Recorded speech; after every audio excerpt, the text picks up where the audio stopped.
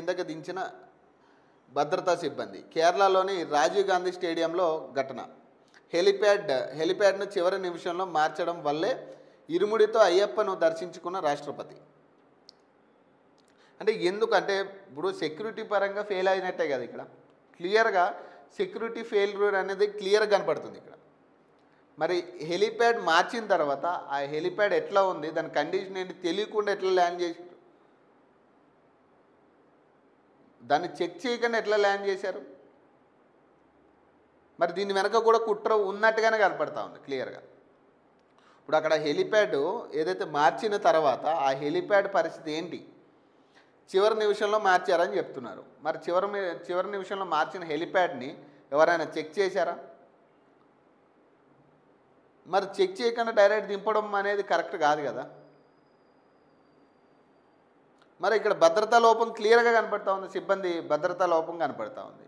So దేవుడి దయ వల్ల అక్కడ ఏం జరగలేదు, కానీ ఏదైనా జరిగే పరిస్థితి ఉంటే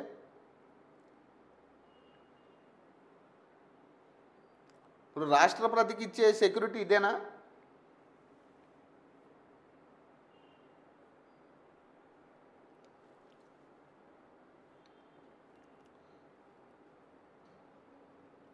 రాష్ట్రపతి ద్రౌపది ముర్ముకు త్రుటిలో తప్పిన ప్రమాదం. 4 రోజుల పర్యటన నిమిత్తం మంగళవారం సాయంత్రం ముర్ము తిరువనంతపురం చేరుకున్నారు. బుధవారం ఉదయం ఆమె శబరిమలై బయలుదేరారు. ప్రమాదంలోని రాజీవ్ గాంధీ ఇండోర్ స్టేడియంలో రాష్ట్రపతి హెలికాప్టర్ ల్యాండ్ అవుతుండగా హెలిప్యాడ్లోని కాంక్రీట్ ఒక్కసారిగా కుంగిపోయింది. హెలికాప్టర్ చక్రం ఒకటి లోపలికి దిగిపోయింది. అప్రమత్తమైన భద్రతా సిబ్బంది రాష్ట్రపతిని సురక్షితంగా హెలికాప్టర్ నుంచి కిందకి దించారు. ఈ ఘటనలో రాష్ట్రపతికి ఎలాంటి ప్రమాదం జరగలేదని అధికారులు వెల్లడించారు. అనంతరం ఆమె రోడ్డు మార్గంలో పంబాకు బయలుదేరారు. హెలికాప్టర్ చక్రాన్ని బయటకు తీసేందుకు పలువురు పోలీసులు, అగ్నిమాపక సిబ్బంది దాన్ని తోస్తున్న చిత్రాలు పలు టీవీ ఛానల్లో ప్రసారమయ్యాయి. వాస్తవానికి రాష్ట్రపతి హెలికాప్టర్ పంబాని సమీపంలోని నిలక్కల్ వద్ద దిగాల్సి ఉంది. కానీ ప్రతికూల వాతావరణం కారణంగా ల్యాండింగ్ స్థలాన్ని ప్రమాద ప్రాంతానికి మార్చారు.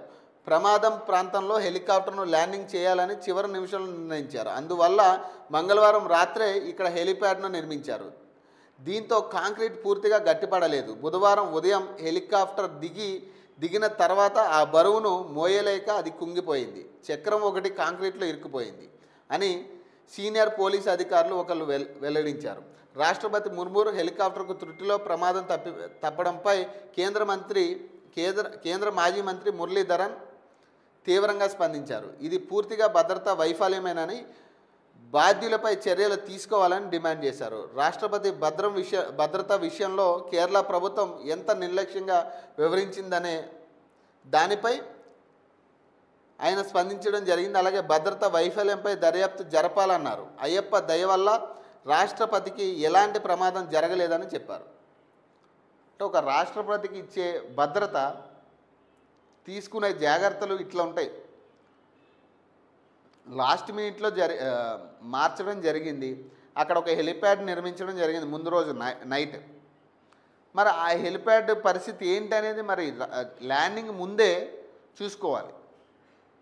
అది వాస్తవంగా ఎవరు చేసినా కూడా అదే చేసేది. ల్యాండింగ్కి ముందే ఒకసారి చెక్ చేయాలి. ఆ మార్నింగ్ హెలిప్యాడ్ ఎట్లా ఉంది, దాని పరిస్థితి ఏంటి, అక్కడ ల్యాండింగ్ అయ్యే పరిస్థితి ఉంటుందా, హెలికాప్టర్ ఒకవేళ ల్యాండింగ్ అయితే అక్కడ ఆగుతుందా లేదా, దాని బరువు తట్టుకుంటుందా లేదా. మరి ఇక్కడ భద్రతా సిబ్బంది లోపం క్లియర్గా కనపడుతుంది. మరి దీని మీద చాలా అనుమానాలు కూడా వస్తాయి ఈ రకమైన పరిస్థితులు తీసుకొస్తాయి.